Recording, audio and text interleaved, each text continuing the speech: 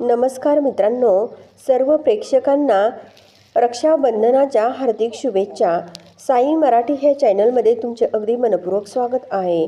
घरोघरी मातीच्या चुली ह्या मालिकेच्या आजच्या भागामध्ये असं बघायला मिळतं की नाना हे या सुमित्राला बोलतात, आता तुझा सारंग सापडलाय, त्यामुळे तू अजिबात इथून पुढे कसलं टेन्शन आणि काळजी करायची नाही, असे पण नाना या सुमित्राला बोलतात।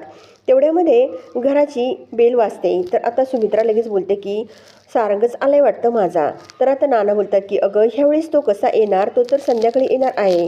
तेवढ्यामध्ये गुलाब आता घाईघाई दरवाजा उघडण्यासाठी जातो। त्याच वेळेस जानकी आणि सौमित्र दरवाजा उघडल्यानंतर ह्या नानांना आणि सुमित्राला दिसतात। आता सौमित्राला बघताच नानांचा तर खूप राग अनावर होतो। नाना लगेच उठून या सौमित्र आणि या जानकीच्या जवळ जातात। त्यावर आता ही जानकी लगेच उठते आणि नानांच्या जवळ येते। तर नाना बोलतात की अगं जानकी, ह्या वयामध्ये तू मला असा त्रास का देतेस? त्यावर जानकी बोलते की हे बघा नाना, मला तुम्हाला त्रास द्यायचा नाही आहे, मला तुम्हाला त्रास नाही होणार असं वागायचं आहे। त्यावर जानकी बोलते की हे बघा नाना, अहो त्यांची तर इकडे यायची इच्छाच नव्हती, परंतु मी त्यांना खूप आग्रह केला की चला प्लीज एकदा घरी, त्यामुळे ते इकडे आले, असेही जानकी नानांना सांगते। त्यावर नाना बोलतात की जानकी, अगं तुला एवढा खटाटोप करायची काय गरज आहेस ग? त्यानंतर जानकी ही नानांना सांगते की हे बघा नाना, आज जर सौमित्र भाऊजींनी आपल्या सारंग भाऊजीला ब्लड दिले नसते ना, तर सारंग भाऊजी वाचत नव्हते, असे पण आता ही जानकी जेव्हा नानांना सांगते तेव्हा तर सुमित्राला खूप मोठा धक्का बसतो। त्यानंतर इकडे आता जानकी सांगते की ज्यावेळेस सारंग भाऊजींना ब्लडची गरज होती ना, त्यावेळेस नेमकं सारंग भाऊजींचा ब्लड ग्रुपसुद्धा खूप अवघड होता। अशा या जीवन मरणाच्या दारामध्ये असणाऱ्या सारंग भाऊजींना आपल्या सौमित्र भाऊजींनी ब्लड दिलं असल्याचं ही जानकी आता सर्वांसमोर नानांना सांगते। जानकीच्या तोंडातून हे सत्य ऐकताच आजी लगेच बोलतात की बघा, शेवटी भावानेच भावाला वाचवलं आणि भाऊच भावाच्या कामाला आला, असे आजी या सर्वांसमोर बोलतात। आता जानकी ही या नानांसमोर हात जोडते आणि बोलते की प्लीज नाना, काही करा, परंतु तुम्ही हा त्रास स्वतःला करून घेऊ नका, असे जानकी ह्या नानांसमोर रिक्वेस्ट करू लागते। तेवढ्यामध्ये दरवाजामध्ये उभा राहिलेला सौमित्र बोलतो की वहिनी, जानकी वहिनी, बाद झालं आता, याच्या अगोदर मी खूप त्रास दिलाय, माझ्यामुळे उगाच त्यांना दडपण नको, असे सौमित्र ह्या जानकी वहिनींना बोलतो। आता हा सौमित्र बोलतो की चला जातो वहिनी मी। तर आता हे नाना मोठ्याने बोलतात की अरे सौमित्र, जातो नाही म्हणावं तर येतो म्हणावं, असे पण आता नाना हे या सुमित्राला बोलतात। मित्रांनो, आता हे नाना या सौमित्राला बोलतात की सौमित्र बाळा ये घरामध्ये। आता नानांनी या सौमित्राला घरामध्ये येण्यासाठी परमिशन दिल्यामुळे सौमित्र हा धावत पळतच या नानांच्या जवळ येतो आणि नानांना घट्ट मिठी मारतो। आता मित्रांनो, सौमित्र हा आपल्या बाबांना मिठी मारतो, हे सर्व बघून जानकीला खूप आनंद होतो। दुसरीकडे आजी पण खूप खुश होतात। इकडे तर आता ही सुमित्रा या जानकी समोर या सौमित्राला बोलते की बाळा कसा आहेस रे तू? त्यावर आता सौमित्र बोलतो की आई मी खुश आहे, तू कशी आहे? तर आता सौमित्रा लगेच नानांना बोलते की अहो, आता माझ्यामध्ये 10 हत्तींचं बळ आलंय, इतका मला आनंद झालाय, माझं दुःख जे होतं ते पळून गेलंय, असे पण आता ही सुमित्रा नानांना सांगते। नाना पण खूप खुश होतात। घरामध्ये अतिशय आनंदमय वातावरण निर्माण होतं। आजी पण ह्या सुमित्राच्या तोंडावरून प्रेमाने हात फिरवतात आणि बोलतात की सौमित्र बाळा कसा आहेस रे तू? आता इकडे जानकी लगेच बोलते की सौमित्र भाऊजी बसा खाली, मी सर्वांसाठी मस्त गरमागरम चहा घेऊन येते आणि सौमित्र भाऊजी तुमच्यासाठी ब्लॅक कॉफी पण घेऊन येते, असे पण आता ही जानकी या सुमित्रांना बोलते। घरामध्ये आता खूप आनंदमय वातावरण असताना आता इकडे ऋषिकेश, शर्वरीचे मिस्टर हे सर्वजण सारंगला घेऊन घरी येतात। आता सारंगला घरामध्ये आलेलं बघताच या सौमित्राला तर खूप आनंद होतो। सर्वजण आता सारंगकडे बघत राहतात, तर सौमित्र लगेच धावत पळत सारंगच्या जवळ जाते। आता ही सौमित्रा या सारंगच्या जवळ जाते आणि बोलते की अरे, मला असं झालं होतं की कधी मी डोळे भरून बघन, असे पण आता ही सौमित्रा या सारंगला बोलते आणि सारंगच्या पायावर थोडंसं ग्लासमधील पाणी टाकते। ऋषी खूप खुश होऊन सारंगकडे बघत राहतो। आता सारंग घरी आलेला बघून सर्वजण खूप खुश होऊन सारंगकडे बघत राहतात। त्यानंतर आता ही सुमित्रा सारंगचं छान औक्षण करते। नाना आणि सौमित्र खूप खुश होऊन सारंगकडे बघत राहतात। त्यानंतर सुमित्रा सारंगला बोलते की बाळा तुला आता बरं वाटतं ना? त्यावर सारंग बोलतो की आई, अगं मी आज जीवन मरणाच्या दारातून परत आलोय। अगं आई, माझ्यावर काळ आला होता पण वेळ आली नव्हती, असे पण सारंग रडतच आपल्या आईला सांगतो। तेवढ्यामध्ये मित्रांनो जानकी ही औक्षण करण्यासाठी या सारंगसमोर औक्षण करण्याचं ताट घेऊन येते. आता नाना बोलतात की जानकी ओवळ आपल्या सारंगला. तेवढ्यामध्ये आता इकडे सुमित्रा लगेच बोलते की जानकी थांब. त्यावर आता सुमित्रा ही जानकीला बोलते की हे बघ जानकी, हा औक्षण करण्याचा मान सारंगच्या बायकोचा म्हणजे ऐश्वर्याचा आहे, त्यामुळे तिचा तिला मान दे, असे पण आता सुमित्रा ह्या जानकीला बोलतात. आता जानकी लगेच ऐश्वर्याकडे बघत राहते. आता जानकी ते औक्षण करण्याचं ताट या ऐश्वर्याच्या हातात देते. आता ऐश्वर्या या सारंगचं औक्षण करणार. तेवढ्यामध्ये सारंग बोलतो की ऐश्वर्या थांब. आणि आता सारंग लगेच जानकीकडे बघत राहतो. हे बघ ऐश्वर्या, अगोदर माझ्या जानकी वहिनींना मला ओवाळू दे, कारण आज मी त्यांच्यामुळेच वाचलो. त्यावर आता ही सुमित्रा बोलते की अरे सारंग, पहिला हक्क जो असतो तो बायकोचा हक्क असतो आणि तू जानकी वहिनीला कसा तो हक्क देतो. तेवढ्यात आजी बोलतात की खरोखर सारंग, अरे तुझ्या बायकोचा मान आहे औक्षण करण्याचा. त्यावर आता हा सारंग बोलतो की आजी, तुम्ही जे काही बोलता ते अगदी बरोबर बोलता, परंतु आज जीवन मरणाच्या दारातून जर मी परत आलो असेल ना, तर माझ्या जानकी वहिनीमुळेच आलो.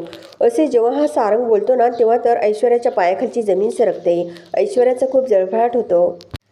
तेवढ्यामध्ये आजी बोलतात की अरे सारंग, त्या जानकी वहिनीनेच तुला ट्रेनचं तिकीट काढून दिलं आणि मरणाच्या दारामध्ये लोटलं, आणि वरून तू काय म्हणतो की जानकी वहिनीनेच मला वाचवलं. असं काय बोलतो रे सारंग तू, असे आजी या सारंगला बोलतात. आता तेवढ्यामध्ये इकडे सारंग सर्वांकडे बघत राहतो. तर नाना बोलतात की सासूबाई, अहो तुम्ही थोडंसं गप्प बसत जा ना, मध्ये मध्ये कशाला तुम्ही डायलॉग मारताय. त्यानंतर सारंग बोलतो की हे बघ आजी, ज्या ट्रेनच्या ॲक्सिडेंटमधून मी वाचलो ना, त्याचं कारण म्हणजे जानकी वहिनीच आहे, त्यांच्यामुळेच मी वाचलो आहे. त्यानंतर इकडे जानकी बोलते की भाऊजी तुम्ही असं काय बोलता.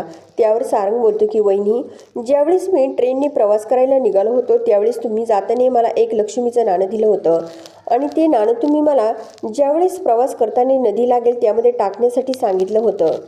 वरून तुम्ही मला असं बोलल्या होत्या की हे बघा भाऊजी, ज्यावेळेस तुम्हाला ही नदी लागेल त्यावेळेस तुम्ही हे नाणं टाका.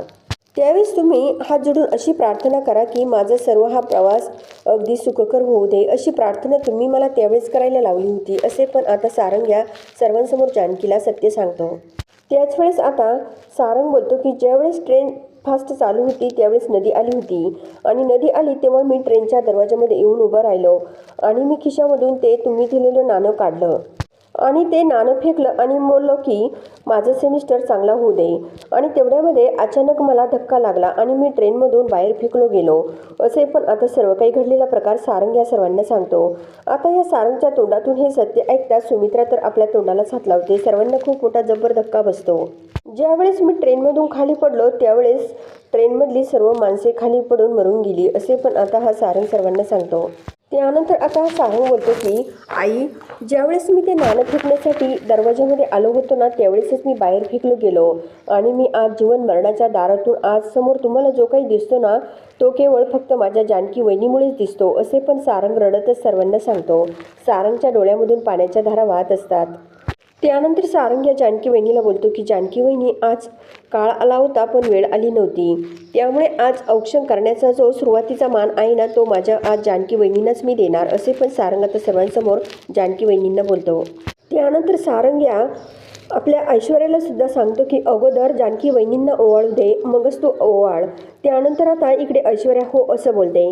तेवढ्यामध्ये आता नाना देवासमोर हात जोडतात आणि बोलतात की खरोखर परमेश्वराची लीला खूप अगाध आहे, असे पण आता नाना सर्वांसमोर देवाला हात जोडत बोलतात.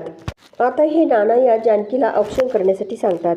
त्यानंतर आता ही जानकी औक्षण करण्याचं ताट आपल्या हातात घेते आणि बोलते की नाना जे बोलतात ना ते अगदी बरोबर बोलतात की ही सर्व परमेश्वराची कृपा आहे, कारण परमेश्वराच्या कृपेमुळेच मला देवाने सद्बुद्धी दिली ते नाणं तुम्हाला द्यायला, आणि इकडे ऋषीला सुद्धा एका अनोळखी माणसाला हॉस्पिटलमध्ये आणायला सुद्धा देवाने सद्बुद्धी दिली, असे पण आता ही जानकी सर्वांसमोर बोलते.